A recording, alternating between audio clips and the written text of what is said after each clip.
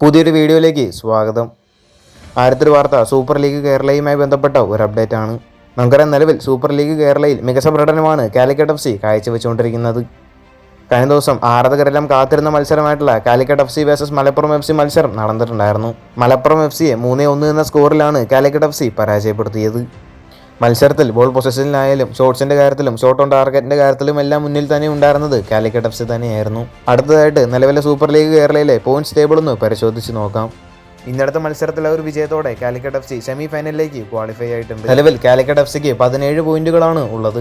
രണ്ടാം സ്ഥാനത്തുള്ളത് Thrissur magic FC ആണ്. 14 പോയിന്റുകളാണ് തൃശൂർ മാജിക് FCക്ക് ഉള്ളത്. മൂന്നാം സ്ഥാനത്തുള്ളത് തിരുവനന്തപുരം കൊമ്പൻസ് FC ആണ്. 11 പോയിന്റുകളാണ് ടീമിനുള്ളത്. നാലാം സ്ഥാനത്തുള്ള മലപ്പുറം FCക്ക് ആവട്ടെ 10 പോയിന്റുകൾ ഉണ്ട്. അഞ്ചാം സ്ഥാനത്തുള്ളത് കണ്ണൂർ വാരിയേഴ്സ് FC ആണ്. 10 പോയിന്റുകളാണ് കണ്ണൂരിനുള്ളത്. എന്നാൽ ഏറ്റവും അവസാന സ്ഥാനത്തുള്ളത് ഫോർസ കൊച്ചി FC ആണ്.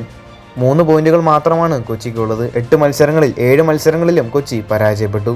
എന്തായാലും Calicut FC semi final spot ഉറപ്പിച്ചിട്ടുണ്ട്. അടുത്തൊരു വാർത്ത, നമുക്കറിയാം ISL നടക്കുമോ ഇല്ല എന്നതുമായി ബന്ധപ്പെട്ടുള്ള ഒരു വ്യക്തത ഇതുവരെ ലഭിച്ചിട്ടില്ല. ആ ഒരു ടെൻഡറിന് വേണ്ടി ഒരൊറ്റ ബിഡർ പോലും വന്നിട്ടുണ്ടായിരുന്നില്ല. നിലവിൽ ഇപ്പോൾ ഈ ഒരു പ്രതിസന്ധികൾ കാരണം കൊണ്ട് തന്നെ ക്ലബ്ബുകളെല്ലാം അവരുടെ പ്രവർത്തനങ്ങളെല്ലാം നിർത്തിവെച്ചിട്ടുണ്ട്. മാത്രമല്ല, എല്ലാ ക്ലബ്ബുകളും വലിയ നഷ്ടത്തിലൂടെയാണ് കടന്നുപോയിക്കൊണ്ടിരിക്കുന്നത്. ISL നടത്തിപ്പുമായി ബന്ധപ്പെട്ട് ടീമിലെ താരങ്ങൾ വരെ രംഗത്തെത്തിയിട്ടുണ്ടായിരുന്നു. മാത്രമല്ല, ISL നടക്കാത്തത് ഇന്ത്യൻ ഫുട്ബോൾ ടീമിനെയും ബാധിച്ചിട്ടുണ്ട്. ക്ലബ്ബുകൾക്ക് വേണ്ടിയൊന്നും താരങ്ങൾക്ക് കളിക്കാൻ സാധിക്കാതെ നാഷണൽ ടീമിന് വേണ്ടി മാത്രമാണ് താരങ്ങൾ കളിക്കുന്നത്. എന്നാൽ ഓരോ മത്സരങ്ങൾ കഴിയുന്തോറും ഇന്ത്യൻ ഫുട്ബോൾ ടീമിൻ്റെ അവസ്ഥ താഴേക്ക് പോയിക്കൊണ്ടിരിക്കുകയാണ്. നേരത്തെ ഫിഫ റാങ്കിങ്ങിൽ 99-ാം സ്ഥാനത്തെല്ലാം ഇന്ത്യ വന്നിട്ടുണ്ടായിരുന്നു. എന്നാൽ നിലവിലെ അവസ്ഥ നോക്കുമ്പോൾ ഫിഫ റാങ്കിങ്ങിൽ 142-ാം സ്ഥാനത്താണ് ഇന്ത്യ ഉള്ളത്. ഇന്ത്യൻ ഫുട്ബോൾ തകർന്നുകൊണ്ടിരിക്കുകയാണ് എന്ന് തന്നെ പറയേണ്ടി വരും.